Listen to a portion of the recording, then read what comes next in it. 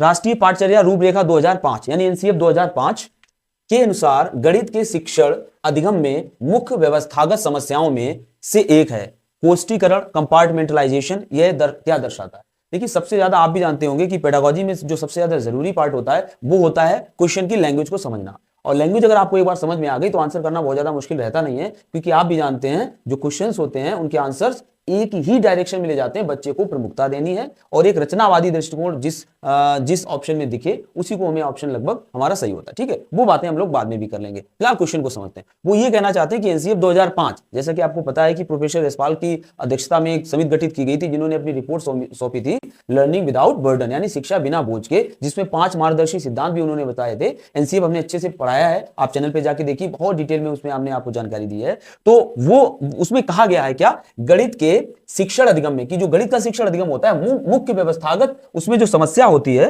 मुख्य व्यवस्थागत समस्याओं में से एक है कोष्ठीकरण या कंपार्टमेंटलाइजेशन। ये क्या दर्शाता है? तो बेसिकली हमें इतना पता करना है कि जो कंपार्टमेंटलाइजेशन होता है वो शिक्षा की किस समस्या की ओर हमें बताता है, कि समस्या की ओर इशारा करता है। ऑप्शन नंबर 1 है उनकी क्षमताओं योग्यताओं के आधार पर यहां एक ही कक्षा के विद्यार्थियों का विभिन्न खंडों सेक्शन में व्यवस्थित रूप से विभाजन। क्या ये समस्या ये बताती है, या ये जो भी चीज है, क्या ये हमें ये बताती है कि जो सेक्शन बटे होते हैं छात्रों में, आपने अच्छी तरह से देखा होगा कि स्कूल्स में सेक्शंस बनाए जाते हैं, छात्रों को उनकी क्षमताओं के आधार पर अलग अलग सेक्शन में बांट दिया जाता है। क्या ये समस्या जो यहाँ कंपार्टमेंटलाइजेशन है, क्या इस ओर इंगित करती है? ऐसा नहीं है। ठीक है, ये एक ऐसी चीज है जिसको हमें पता ही होना चाहिए कि कंपार्टमेंटलाइजेशन किससे रिलेटेड होता है। बाकी ये समस्या है वो अपने आप में एक अलग विषय है। आगे देखते हैं, यहाँ प्राथमिक विद्यालय और हाई स्कूल के गणित शिक्षकों के मध्य बहुत ही कम व्यवस्थित संवाद होता है। ये जो बात कही गई है कि एक जो लोअर क्लासेस को पढ़ाता है, एलिमेंट्री क्लासेस को पढ़ाता है और एक अपर क्लासेस को पढ़ाता है, उनके जो टीचर्स होते हैं उसमें आपस में इंटरेक्शन बहुत कम होता है, और यही इसका आंसर हो जाएगा। यानी कि जो अध्यापक होते हैं उनमें आपस में जो चीजें होती हैं, रणनीतियां होती हैं, उनका आदान प्रदान नहीं होता है। यही समस्या यहां पर है। अगला ऑप्शन है, यहां स्कूली व्यवस्था के लिए सुव्यवस्थित रूप से विभिन्न स्तरों पर शिक्षकों की नियुक्ति होती है।